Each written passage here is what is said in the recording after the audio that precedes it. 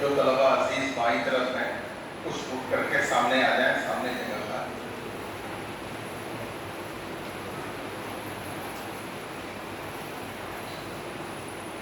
ادھر آئیے۔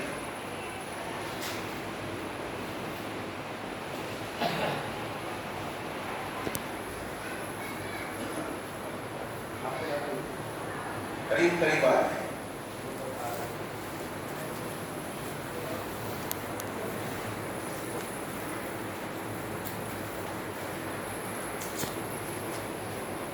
بسم اللہ الرحمن الرحیم، الحمد للہ رب العالمین، والصلاة والسلام علی سید الانبیاء والمرسلین وعلی آلہ واصحابہ اجمعین۔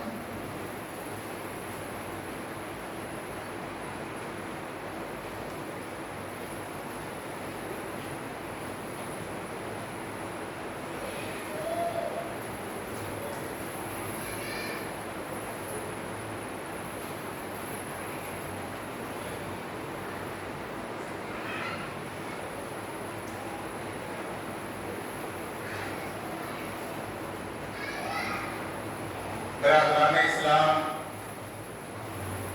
بزرگان محترم، حضرات علماء کرام، نوجوان ساتھیوں اور عزیز طلباء،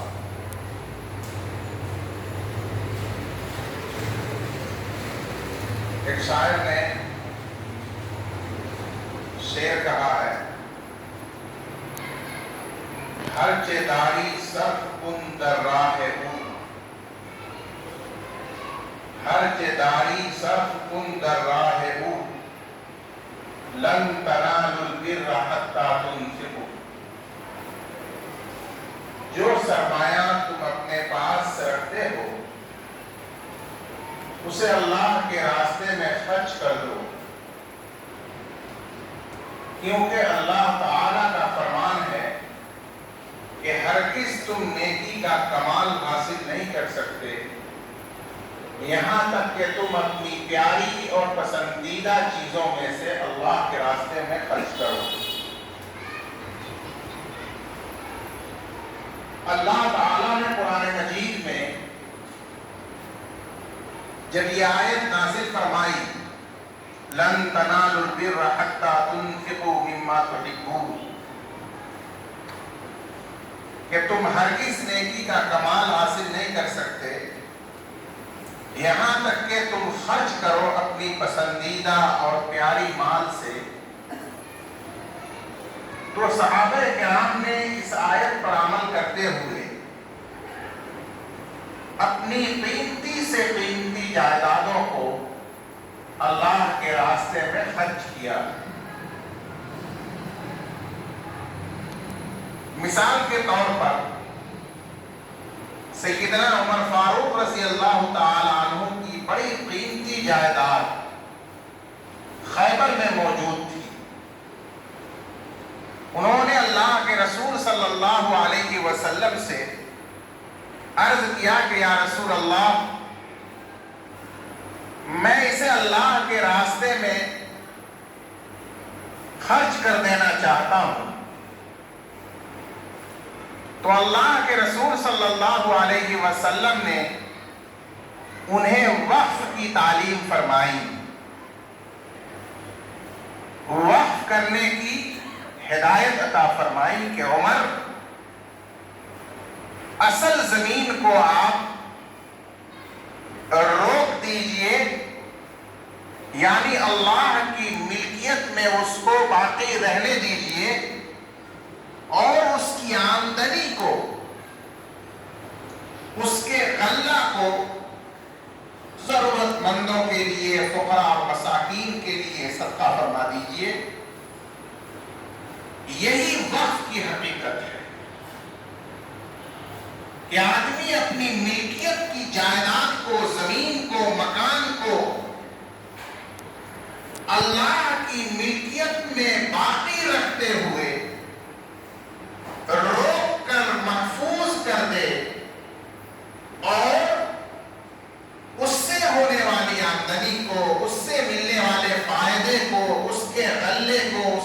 مصلحت کو دینی، رفاہی اور عام لوگوں کی ضرورتوں کے لیے صدقہ کرتے ہیں۔ یہ وقف کی حقیقت ہے جو قرآن مجید کی اس آیت اور اللہ کے رسول صلی اللہ علیہ وسلم کی تعلیم و ہدایت، آپ کے عمل مبارک، اور پھر وہاں سے صحابہ کرام، تابعین اعظام، تبع تابعین اور آج تک امت مسلمہ کے تعامل اور توارث سے ایک زندہ حقیقت ہے، دین کا ایک بنیادی اور اہم حصہ ہے۔ میرے بھائیوں، یہ اسلام واحد مذہب ہے جس نے اللہ کے راستے میں اپنی جائیداد کو وقف کرنے کی جب ہدایت جاری فرمائی اور تعلیم دی تو امت مسلمہ کے صاحب جائیداد حضرات و خواتین نے ایک سلسلہ خیر کا، اوقاف کا جاری فرما دیا۔ وہ سلسلہ اللہ کے رسول صلی اللہ علیہ وسلم کی ذات اقدس سے جاری ہوا، صحابہ کرام نے اس کو وسعت عطا فرمائی اور پھر نسل در نسل امت نے اسے پوری دنیا کے اندر پھیلا دیا۔ ہندوستان میں جب سے اسلام آیا ہے، اور آپ حضرات کے علم میں رہنا چاہیے کہ پہلی صدی ہجری ہی کے اواخر میں عرب تاجروں کے ذریعے اسلام اور مسلمان ہندوستان پہنچ چکے تھے۔ کالی کٹ کے ساحل پر عرب تجار پہلے سے آیا کرتے تھے۔ جب عرب میں اسلام مقبول ہوا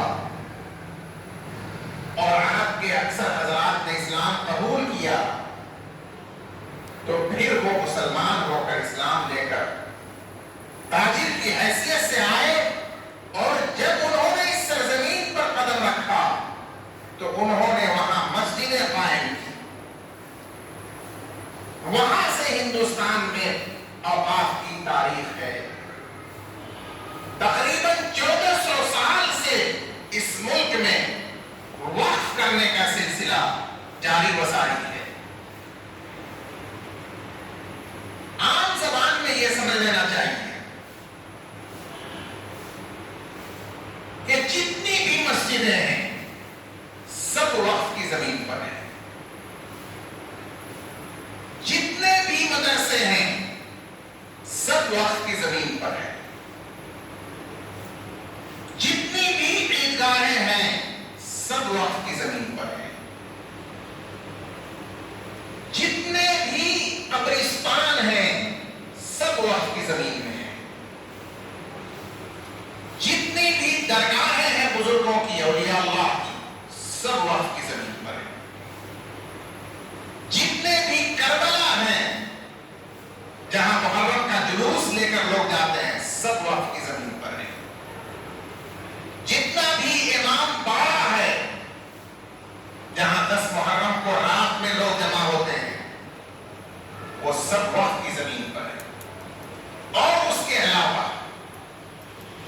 بہت ساری یونیورسٹیاں اس ملک کے بڑے بڑے شہروں میں ہزاروں ایکڑ کی زمین پر، وقف کی زمین پر سرکاری یونیورسٹی، بہت سارے کالج، سرکاری کالج ہزاروں کی تعداد میں اس ملک کے اندر وقف کی زمین پر ہے، بڑے بڑے شہروں میں۔ بہت سارے اسپتال، سرکاری اسپتال جہاں سب کا مفت علاج ہو رہا ہے، وہ اسپتال بھی ہزاروں کی تعداد میں وقف کی زمین پر ہے۔ جب ہم وقف بولتے ہیں تو اس کا مطلب کیا ہوگا؟ تمام مسجد، اس کا مطلب کیا ہوگا؟ تمام مدرسہ، اس کا مطلب کیا ہوگا؟ تمام قبرستان، اس کا مطلب کیا ہوگا؟ تمام عیدگاہ، اس کا مطلب تمام درگاہ، اس کا مطلب تمام امام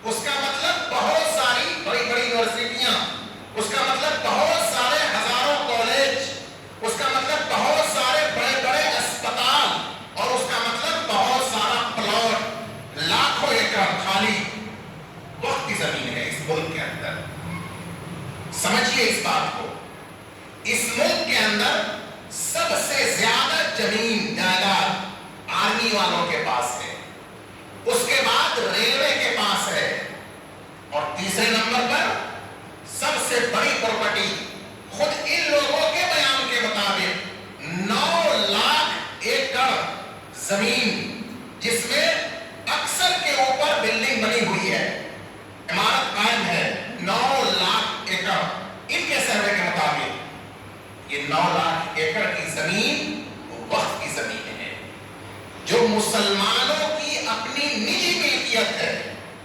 ان کے باپ دادا، ان کے پرکھوں نے نماز پڑھنے کے لیے، قبرستان میں دفن کرنے کے لیے، بچوں کو دینی مذہبی تعلیم دلانے کے لیے، عام غریب جنتا کے علاج کے لیے، عام غریب جنتا کے پینے کھانے اور رات میں آرام اور قیام کے لیے، عام جنتا کے پڑھنے اور علم حاصل کرنے کے لیے مسلمانوں نے اس ملک میں یہ وقف کیا ہے جو آج اربوں خربوں کی پراپرٹی ہے. اب کہانی سنیے کہ کہانی کیا ہوئی. ہمارے ملک کے اندر بدقسمتی سے کچھ لوگوں نے ٹولی بنائی اور اس ٹولی کو یہ داڑھی ٹوپی، مسلمانوں کی پہچان، ان کی اذان، ان کی مسجد، ان کا کلچر، ان کی تہذیب دل میں کھٹکنے لگی، سینے پر سانپ بن کر لوٹنے لگا. تو انہوں نے یہ پروگرام بنایا کہ یہ مسلمانوں کی تہذیب اور کلچر کو، ان کی پہچان اور شناخت کو اس ملک سے کس طرح بٹا دیا جائے اور پورا ملک ایک بھگوا رنگ میں رنگ دیا جائے اور ایک کلچر اور ایک تہذیب پر سب ملک واسیوں کو لایا جائے. اس کے لیے انہوں نے سب سے پہلے یہ کیا کہ مدرسوں کو دہشت گردی کا اڈا بتایا. وہ لوگ بیٹھ کر جب میٹنگ کرتے ہیں تو دیکھتے ہیں کہ اسپین میں 800 سال تک مسلمانوں کی حکومت رہی اور 800 سال کے بعد جب انگریزوں نے اسپین پر قبضہ کیا تو آج کی تاریخ میں وہاں مسلمان اور اسلام کا کوئی نام و نشان تک نہیں ہے. تو انہوں نے سوچا کہ کیسے یہ لوگ کامیاب ہوئے. تو ان کو نظر آیا کہ اسپین میں یہ مدرسوں کا جال بچھا ہوا نہیں تھا، اس ملک میں مدرسوں کا جال بچھا ہوا ہے. اس لیے یہاں سے انگریز ختم ہو گئے، 2 سال تک شاسن کر کے چلے گئے، پھر بھی اسلام اور مسلمانوں کا کچھ بال باقا نہیں ہو سکا.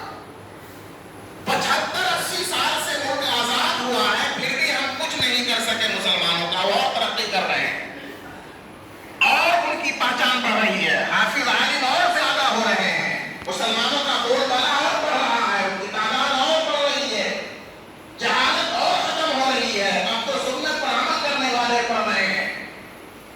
تو انہوں نے سب سے پہلے مدرسے کو ٹارگٹ کیا. مدرسے دہشت گردی کے اڈا ہیں. تو ہمارے بزرگوں نے چیلنج کیا بڑے بڑے جلسے کر کے کہ 10 20 50 نہیں، ایک مدرسہ لاؤ اور دکھا دو کہ اس مدرسے میں دہشت گرد پکڑا گیا، اس مدرسے میں گولہ بارود پھوڑا گیا، اس مدرسے میں بندوق کی فائرنگ کی گئی، اس مدرسے میں کوئی گھسپیٹیا موجود تھا. ایک مدرسہ ہم کو لا کر دکھا دو، ہم سارا مدرسہ بند کر دیں گے. یہ آواز پورے ملک میں اٹھائی گئی. للکار یہی خانقاہ رحمانی منگیر سے حضرت مولانا محمد ولی رحمانی صاحب نے ناموس مدارس اسلامیہ کنونشن کر کے پورے ملک کے علماء کرام کو بلا کر اور پورے ملک میں یہ آواز پھیلایا کہ ایک مدرسے کی تاریخ لاؤ.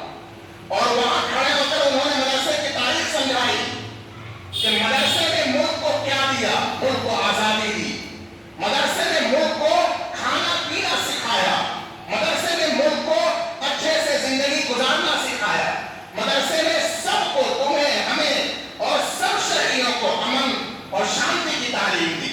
مدرسے نے یہ بڑے بڑے لیڈر دیے، انہوں نے بڑی لمبی چوڑی تقریر کی، پورے ملک میں آواز پہنچائی.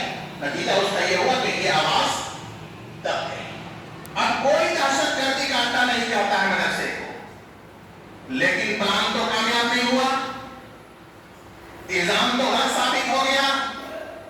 تو انہوں نے دوسرا کام شروع کیا. دھیان سے سنیے. ابھی انہوں نے یہ کہنا شروع کیا کہ ہم مدرسوں کو امداد دینا چاہتے ہیں، ہم مدرسے میں کمپیوٹر اور اپنا نصاب پڑھانا چاہتے ہیں. مدرسے میں جو نصاب پڑھایا جاتا ہے، جو انتظام چلایا جاتا ہے، وہ ان بچوں کے ساتھ ظلم ہے، ناانصافی ہے.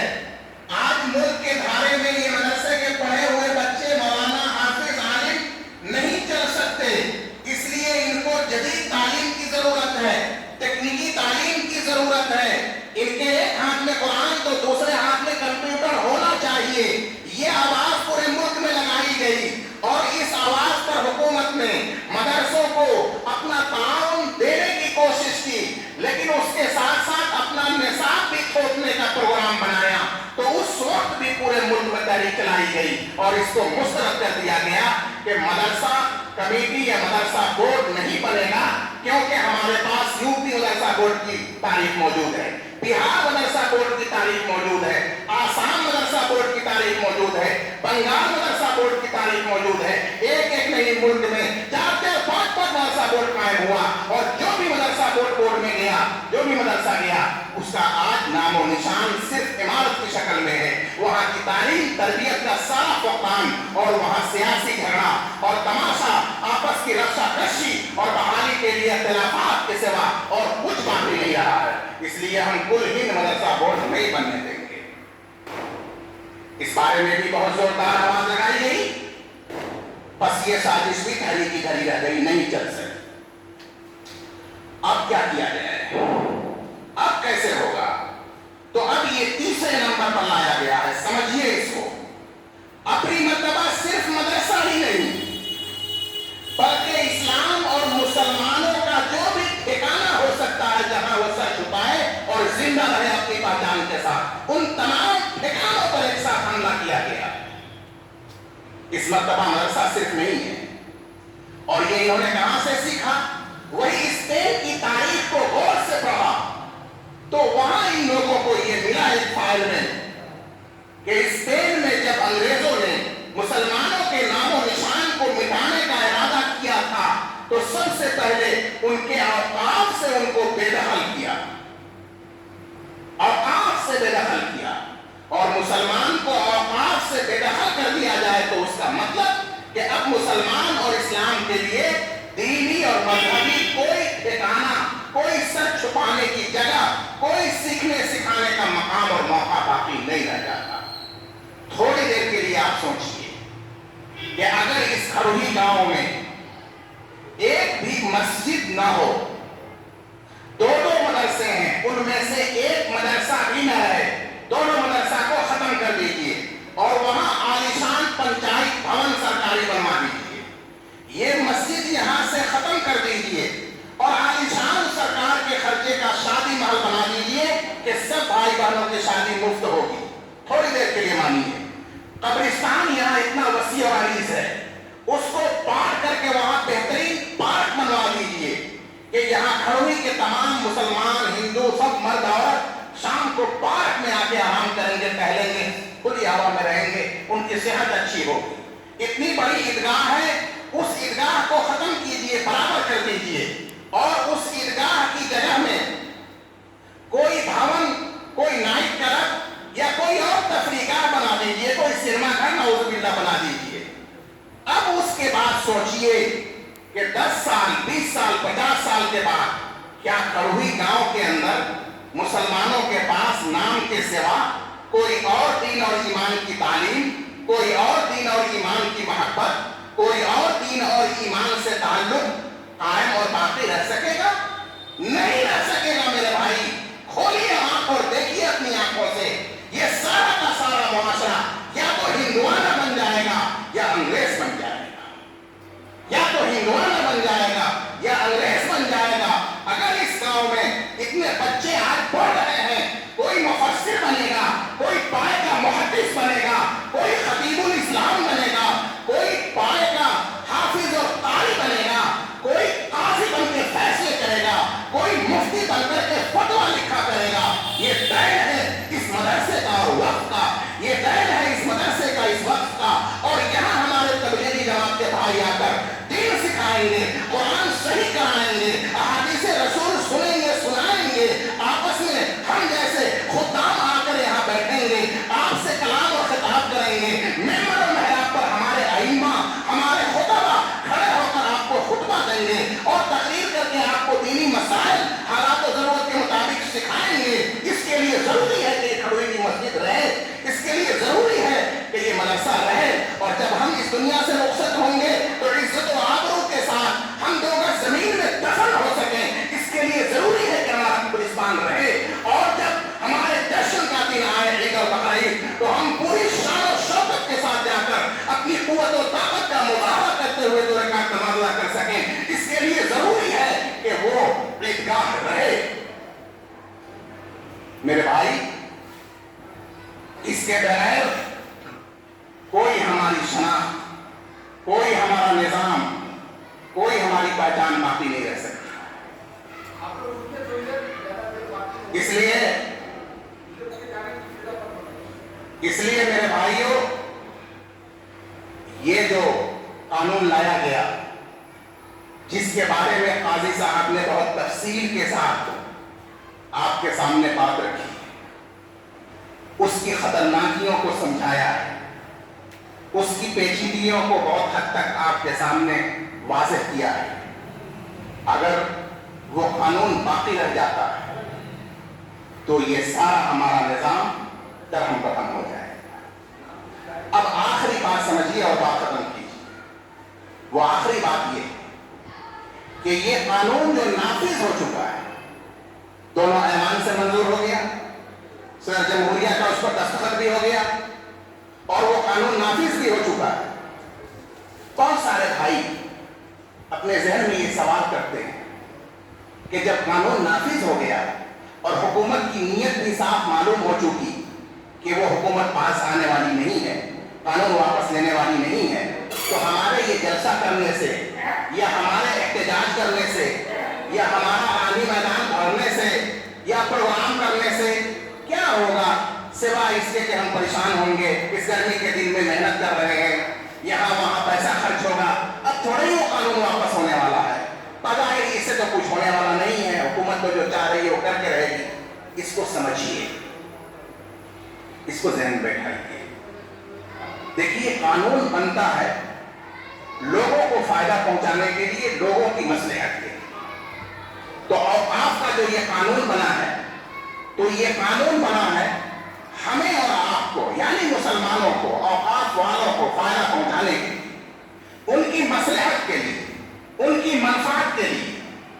لیکن جب تمام مسلمان اس قانون کے بننے سے پہلے ہی اس کی مخالفت کریں اور بننے کے بعد بھی ہمیشہ مخالفت کرتے رہیں، کبھی ہزاروں کی تعداد میں، کبھی لاکھوں کی تعداد میں، کبھی اس سے زیادہ بڑی تعداد میں جمع ہو کر اپنی بے چینی کا اظہار کرتے رہیں، جمہوری ملک میں جمہوری طریقے سے اپنی آواز اور مخالفت درج کراتے رہیں، تو یہ تاریخ کا حصہ بنتا ہے، یہ عالمی ریکارڈ میں محفوظ ہوتا ہے، اور حکومت مجبور ہوتی ہے دباؤ میں یہ سوچنے اور سمجھنے پر کہ آخر ہم اتنے بڑے مجمع کو اور اتنی بڑی ملک کی تعداد کو اپنے قابو میں کیسے کریں۔ یا تو یہ ہمارے خلاف جائیں گے اور ہمارا تختہ الٹ جائے گا، سرکار گر جائے گی، یا پھر ہمیں ہوش کا ناخن لینا پڑے گا۔ یہ سوچنے پر سرکار مجبور ہوتی ہے، اور اگر ہم یہ نہیں کریں، یہ سمجھ لیں کہ جب یہ ایکٹ بن گیا تو اب تو ہم کچھ نہیں کر سکتے، خاموش اپنے اپنے گھروں میں کچھ ناراضگی ظاہر کر کے، کچھ ہو ہلہ کر کے بیٹھ جائیں، تو کیا ہوگا وہ سن لیجیے۔ 5 سال، 10 سال، 15 سال اس ایکٹ کو بوتل میں بند کر کے جن کی طرح رکھ دیا جائے گا، جیسے جن بوتل میں رکھا جاتا ہے اس طرح رکھ دیا جائے گا۔ 10 سال تک، 15 سال تک پورا ملک امن و امان کے ساتھ رہے گا، وقت کے بارے میں کوئی چھیڑ چھاڑ بظاہر نہیں ہوگی۔ اس کے بعد اچانک ڈی ایم کا آرڈر لے کر موتیہاری کا S P, D S P 5 گاڑی فورس کے ساتھ عیدگاہ پر آئے گا کھڑوئی 12 فریق، اور کہے گا کہ اس کو توڑ کر یہاں پنچایت بھون بنانے کا آدیش دیا ہے کس نے؟ تو یہ کلکٹر صاحب نے دیا ہے۔ کیوں؟ اس لیے کہ یہ سرکاری زمین ہے، وقف کی زمین نہیں ہے، لہذا سرکار کا فیصلہ ہے کہ یہاں پر پنچایت بھون بنایا جائے، ساتھ ہی ساتھ اس کے جے سی پی بھی ہوگا اور کام آنند فانند شروع ہوگا۔ گاؤں والوں کو جب تک معلوم ہوگی اور جب تک وہ جمع ہوں گے، جب تک کوئی پروگرام بنے گا، عیدگاہ برابر ہو چکی ہوگی اور کل سے اس پر پنچایت بھون کی تعمیر ہوگی۔ اب آپ جائیں گے کیس لڑنے، عدالت میں جائیں گے، لوگوں سے، وکیلوں سے مشورہ کریں گے، تو وکیل قانون دیکھے گا، قانون میں لکھا ہوا ہے کہ جب سے یہ ایکٹ 2025 میں نافذ ہو گیا، لاگو ہو گیا، اس کے بعد 6 ماہ کے اندر ہر وقف کی زمین کا رجسٹریشن کرانا وقف بورڈ میں جا کر اس کے پورٹل پر ضروری ہے، اور اس رجسٹریشن کے لیے 19 خانے کا فارم پر کرنا ہوگا آن لائن۔ مثلا کس نے وقف کیا، اس کا نام کیا تھا، وقت کا رقبہ کتنا ہے، اس کی چوہدی کیا تھی، متولی کس کو بنایا گیا تھا، اس کا کھاتا کیسا کتنا تھا، یہ سارا واؤچر 19 خانے کا ہے۔ وہ وقف نامہ اگر آپ کے پاس ہے اور 19 باتوں کا جواب آپ کے پاس ہے اور 6 ماہ کے اندر اندر آپ نے پٹنہ جا کر اس کو درج کرا دیا ہے، وقف بورڈ کے پورٹل پر چڑھا دیا ہے، رجسٹریشن کرا دیا ہے، تو آپ کاغذ دکھائیں گے اور آپ جیت جائیں گے، عیدگاہ پھر سے بنا لیں گے۔ لیکن اگر آپ نے 6 ماہ کے اندر نہیں کرایا، کیوں نہیں کرایا؟ معلوم ہی نہیں ہوا کہ ایسا کوئی قانون ہے۔ کیوں نہیں کرایا؟ معلوم تو ہوا تھا لیکن نظر انداز کر دیا، سستی غفلت میں رہ گئے، کسی نے دھیان نہیں دیا۔ کیوں نہیں کرایا؟ دھیان بھی دیا تھا اور پٹنہ تک گئے بھی تھے، لیکن 19 باتوں کے لیے ہمارے پاس کاغذ نہیں تھا، اس لیے ہم نہیں کرا سکے، واپس چلے آئے۔ 10 وجہ ہو سکتی ہے، خلاصہ یہ کہ رجسٹریشن نہیں ہوا تھا، نہیں ہوا تھا تو قانون لکھا ہے کہ 6 ماہ تک رجسٹریشن نہیں ہوگا تو وہ سرکار کی پراپرٹی ہوگی، وقف کی جائیداد نہیں سمجھی جائے گی۔ اب سوچئے کیا ہوگا اور سمجھئے کیا ہوگا۔ اس طرح سے خاموشی کے ساتھ پورے ملک میں کام ہوگا۔ جب یہ ہوگا تو پورے ملک میں کھلبلی مچے گی، آپس میں قتل و غارت، فتنہ، فساد، لوٹ مار وغیرہ وغیرہ، چین سے کوئی نہیں رہے گا، اور ہر حال میں جانے والی نقصان کس کا ہوگا؟ زیادہ ہمارا اور آپ کا ہوگا، کیونکہ ہم کو اور آپ کو باغی کہا جائے گا کہ جب قانون بنا اور 10 سال تک لاگو رہا، کسی نے کیوں نہیں اس کے خلاف کہا؟ جب آپ عالمی کورٹ میں بھی جائیں گے کیس کرنے، وہاں بھی آپ ہار جائیں گے کہ قانون بنے ہوئے 10 سال ہو چکا ہے، آپ لوگ 10 سال تک کہاں تھے؟ کیوں نہیں اس کے خلاف آواز بلند کرتے رہے؟ کیوں نہیں اس کے خلاف چیختے چلاتے رہے؟ کیوں نہیں اس کے خلاف احتجاج کرتے رہے؟ آپ لوگ 10 سال چپ رہ کر کے آج کیوں آئے؟ اس کا مطلب آپ لوگوں کو یہ قانون منظور تھا، قانون کے روح سے تو یہ سرکار کو رائٹ ہے، انڈین سرکار کو، کہ وہ اس کو ختم کر کے جو نہیں رجسٹرڈ ہے سرکاری زمین ہے اس پر جو چاہے کرے۔ کچھ نہیں کر سکیں گے، اب کچھ نہیں کر سکیں گے۔ خاموشی کے ساتھ اپنی پہچان، اپنا ایمان، اپنا اسلام، اپنی مسجد، اپنا مدرسہ، اپنی خانقاہ، اپنا ادارہ، اپنے قبرستان، سب سے دستبردار ہو جانا پڑے گا، نعوذ باللہ۔ اللہ ہم سب کی حفاظت کرے۔ اس کے لیے میرے بھائیوں یہ کہا جا رہا ہے کہ صرف ابھی ایک دن کی قربانی دیجیے، ایک دن، 29 جون آنے والا اتوار، اس ایک دن کی قربانی آپ کی لاکھوں کی تعداد میں پہنچ کر جب آپ یہ آواز لگائیں گے، پوری دنیا کے ریکارڈ میں یہ بات آئے گی کہ وقف ایکٹ کے خلاف ہندوستان کے لاکھوں مسلمانوں نے ایک جٹ ہو کر کے آواز لگائی کہ ہم کو یہ نہیں چاہیے، ہم کو یہ نہیں چاہیے، یہ چیز تاریخ کا حصہ بنے۔ کل ہم اس کو پیش کر کے اس ملک کی عدالت میں اور پوری دنیا کی عدالت میں بھی یہ ثابت کریں گے کہ ہم اس کے خلاف اول دن سے ہیں، ہم نے کبھی اس کو منظور نہیں کیا۔ آج ابھی ہم کھڑے ہو کر اور بینر کے ساتھ فوٹو لیں گے، اس فوٹو کو ہم سوشل میڈیا پر ڈالیں گے، فیس بک پر ڈالیں گے، پوری دنیا میں اس کو دکھائیں گے، ہزاروں لاکھوں روزانہ ڈال رہے ہیں، کیوں؟ تاکہ لوگوں کو سمجھ میں آئے کہ ہم اس کے خلاف ہیں، اور یہ ہم کبھی رکنے والے نہیں ہیں۔ آپ یاد رکھیے کہ یہی نہیں کہ آج معاملہ ختم ہو جائے گا، جب تک یہ سارا نافذ کیا ہوا ظالمانہ ایکٹ واپس نہیں لیا جائے گا، اس وقت تک یہ لڑائی چلتی رہے گی۔ اسی طرح جگہ جگہ ہم لوگ بڑا بڑا جلسہ ہجوم کرتے رہیں گے، مسجد میں جا کر یہی تقریر سب کرتے رہیں گے، مسلمانوں کو ساتھ لے کر کے یہی سب فوٹو ہم ڈالتے رہیں گے، اپنے احتجاج کو درج کراتے رہیں گے، خاموش نہیں بیٹھیں گے، تاکہ یا تو سرکار ختم ہو جائے، گر جائے، یا پھر نہیں تو اس کو ہوش آ جائے اور اپنا فیصلہ بدل کر کے قانون کو واپس لے لے۔ یہی ہمارے پاس واحد راستہ ہے، اور اس راستے میں ہمیں کوئی خون خرابہ، کوئی کسی پر حملہ، کوئی توڑ پھوڑ نہیں کرنا ہے۔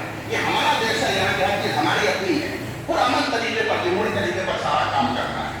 بہرحال یہ بہت ساری باتیں آپ کے سامنے آ چکی، اب یہ مناسب معلوم ہوتا ہے کہ اس کام کے لیے ایک کمیٹی بنا لی جائے، اور کمیٹی کا مقصد اصل یہ ہوتا ہے کہ یہاں وہ کمیٹی ہم لوگوں کے جانے کے بعد آپس میں رائے مشورہ کر لے، اور اتنی بڑی آبادی ہے، لوگوں سے مل کر کے جیسے گشت ہوتا ہے اس دفعہ کے بعد یا شام کے عصر کے بعد، عشاء کے بعد کچھ لوگوں سے مل لیا، کچھ لوگوں سے مل لیا، ہر محلے میں الگ الگ لوگوں کو ذمہ دار بنا دیا جائے، اور وہ اپنے محلے سے لوگوں کو تیار بھی کرے جانے کے لیے۔ دیکھیے 3 طرح کے لوگ ہوں گے، بعض وہ لوگ ہوں گے جو جانا چاہتے ہیں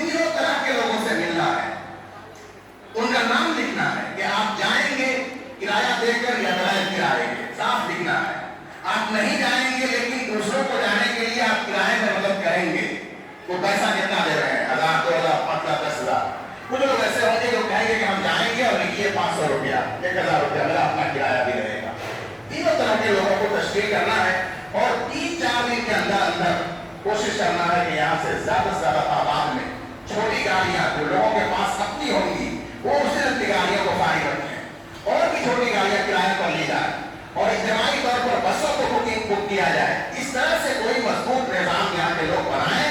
ہمارے یہ عزیز طلبا ہیں, میں مدرسے کے محتمین صاحب سے درخواست کروں گا کہ اگر آپ کے نظام میں گنجائش اور سہولت ہو تو یہی ہمارے عزیز طلبا, یہی ہمارے اساتذہ, یہی ہمارے علماء وہ لوگ ہیں جو دین کے قائد بنیں گے اور قائد ہیں اور انہی کے پیچھے پورا نظام چلتا ہے دینی اور مذہبی اسکول کے اندر. آج سے ہی یہ تربیت دینے کی ضرورت ہے, یہ ٹریننگ دینے کی ضرورت ہے. آپ آگے آئیں, کوشش کریں, ایک بس کا نظم کریں وہاں سے. اللہ چاہیں گے تو اس کا نظم ہو جائے گا. ہمارے عزیز طلبا میں جو باشعور ہیں, جوان ہیں, ایسے باشعور عزیز طلبا کو بھی اس میں جوڑیں, اساتذہ کو بھی ان کی نگرانی کے لیے رکھیں اور اس طرح سے یہاں سے کئی بسوں کا ایک مضبوط نظام بنا کر آپ لوگ 28 کی شب میں عشاء کے بعد اطمینان سے کھا پی کر 10